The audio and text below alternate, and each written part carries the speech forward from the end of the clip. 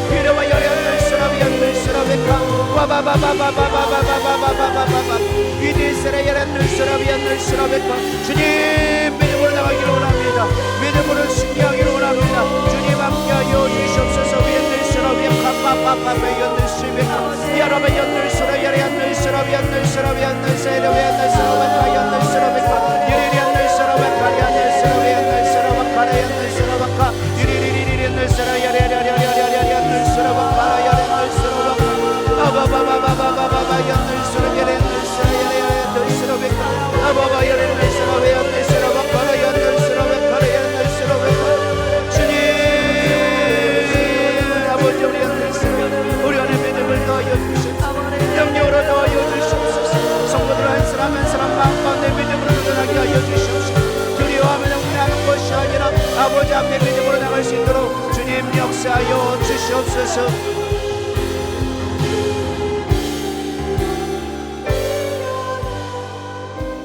이 시간 다시 한번 기도할 때 하나님 이번 다니엘 기도 아버지 정말 이제 둘째 날이 되어졌는데 마지막까지 주님 승리하기를 원합니다. 보여진 환경 가운데 너무 무너지지 않게 하여 주시옵시고 주님만 붙들고 나가는 시간 될 수 있도록 주님 붙들어 주시옵소서.